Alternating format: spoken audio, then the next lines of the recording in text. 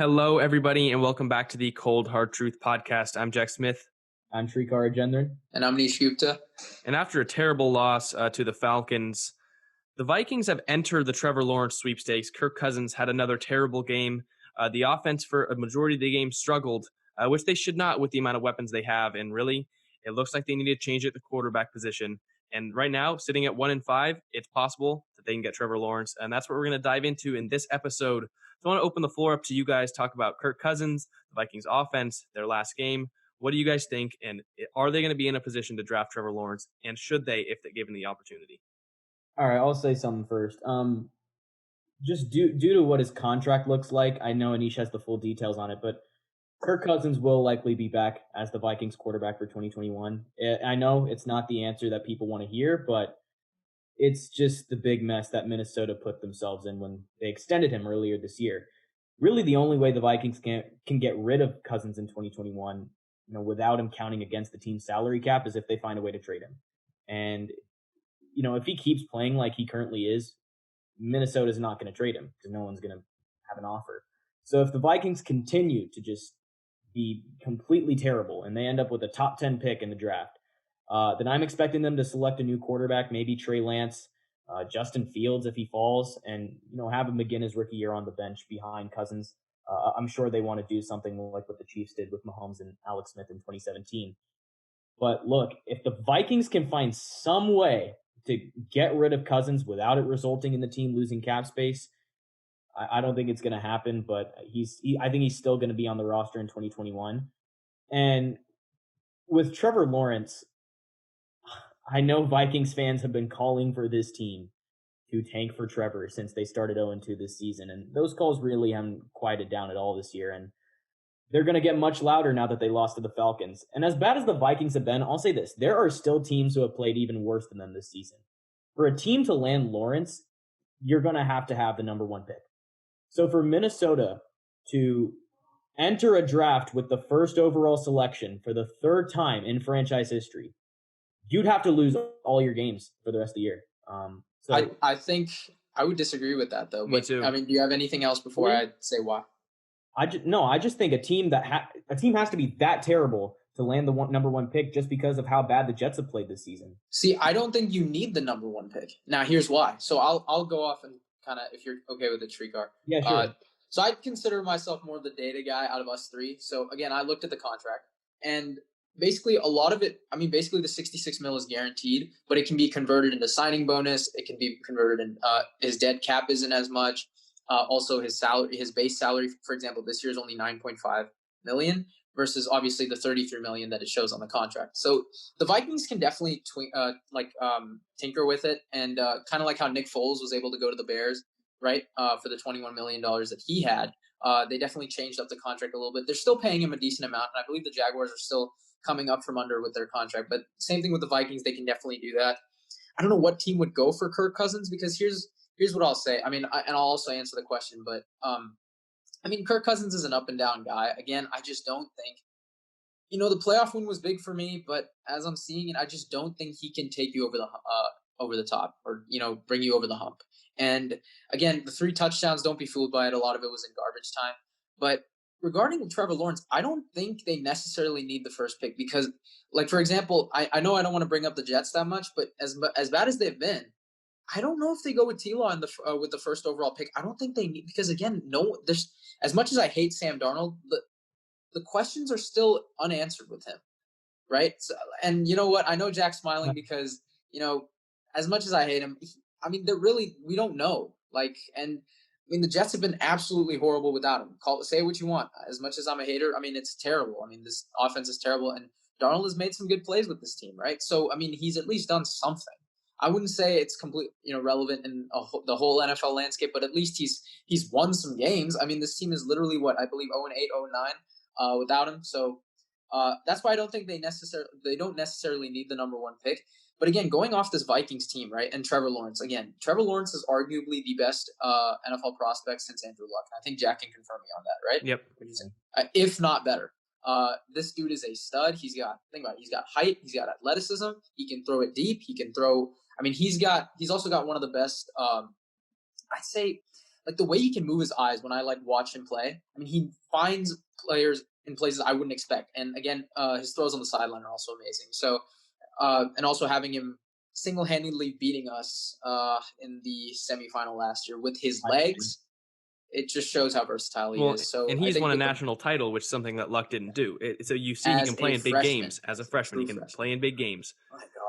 Here's the Yeah. thing. So It's just my personal opinion, but look, if the Jets have that number 1 pick and Gase is gone, I think a new era might want to be started in New York. I think Darnold's gone. Okay. It's possible, but like That's possible. look at some of the other teams that could possibly have it. Say the Giants get the first overall pick, but they're happy with Daniel Jones and they want to keep him. Then you trade it away. Just Minnesota will shell over picks if they get the chance. Say they're picking in the top 5. A team at number 1 wants to trade. I believe they have some picks for next year too because of some trades they've made. But I mean, for the Vikings as a whole, right? Like, look at this offense that I'm telling you right now. Mm-hmm. You've got one of the best offensive rookies in Justin Jefferson, who's playing like an absolute stud. And I don't know why. All 3 of us had him going to Philly. Obviously, I'm not a Philly fan, but you guys know how much I like Carson Wentz. Come on, it was on a platter for you, and you didn't take it. I don't understand. I was so shocked at the pick. But again, Justin Jefferson's an absolute baller. Adam Thielen, a guy who I said could potentially make an all-pro team. Hopefully that hot take pays off because right now he's leading the league with 7 touchdowns in the year and looking really good while doing it. Irv Smith Jr. is another guy, underrated tight end that I think if he gets a good quarterback can honestly be another guy that racks up a lot of receiving yards. I've been talking to Devin about that. Kyle Rudolph is still a leader there. I'm not going to say he gets a lot of yards, but good veteran presence. Overall, this team's got a lot of weapons. This and a top 3 running back from this season so far. I mean, with Dalvin Cook, who missed a game, but other than that, was playing like maybe the top running back of the league if Alvin Kamara wasn't there. So exactly. So that's just the plethora of weapons that this offense has. I'm not going to go into the defense that much, but also they're going to get Danielle Hunter back, right? I don't know if they get him back this year, but I know they're getting or later in the year. But I know next year for sure they'll get him back. We've got a lot of playmakers coming back as well, and the secondary will definitely. You got to go get someone out in free agency. The secondary's been terrible. That's all I got to say. But I think with Trevor Lawrence, can he immediately come in and take this team over the top? Or because Shrikar, I don't know if you can sit a guy like that. I really don't, I don't know. I mean, Trevor Lawrence again. I just think they want to groom him a bit. So here's the thing. Gary Kubiak's offense, I think you've seen it. Like, look how it's still, in my opinion, it's still doing well. I mean, he's been able to get his receivers open in so many different ways. I don't blame Gary Kubiak at all, if I'm being honest. I'm blaming Kirk Cousins. It's simple as that. With the weapons they have and the scheme they've had for a while, if it doesn't work out, it's the quarterback's fault. And I wouldn't even, a little bit of Mike Zimmer. I don't know why Vikings fans are calling his name. I think he's still a good coach. He's made the playoffs 3 times, I want to say, or 2 times. I know in the last 5 years. So he's a good coach. Kubiak's leading a good offense. I mean, for me, can Trevor Lawrence essentially bring this team over the top because they have the potential, they have the talent. And this NFC North, each team has their flaw. With the Packers and the Bears, each team has their flaw, and I think Minnesota can easily take over the top. They've got pieces, so the question really is, can Trevor Lawrence take them there? And Jack, I'll let you answer it because obviously, you're the biggest college fan out of all of us. So, I mean, look, Lawrence came in his freshman year and won a national title. That doesn't happen very often. I mean, Johnny Manziel won a Heisman his freshman year, but no team comes in, let alone a true freshman too, came in, won the national title. He could compete his first year in the NFL. I mean, it's obvious. He has the pedigree to do it. But it's just whether the Vikings have a chance to take him. I believe that if a team wants to trade the number 1 pick, the Vikings will be suitors of that pick and should be, because look, they have the offensive pieces there. Kirk Cousins. But how much could they give up? That's what I'm thinking. Because, it's going to be the biggest haul we've seen for a draft pick. If first pick is traded, it will be. But so for Trevor Lawrence, do you think? I can't recall, but I know there have been some big trades. Like, remember RG3 back in 2012? Mm-hmm. But again, second guy. Carson Wentz got a big haul in 2016. There have been a lot of big hauls recently, but do you think Trevor Lawrence is worth that type of haul? I think without a doubt. And honestly, as big of a Sam Darnold fan as I am, the Jets should not trade away the first pick if they have it.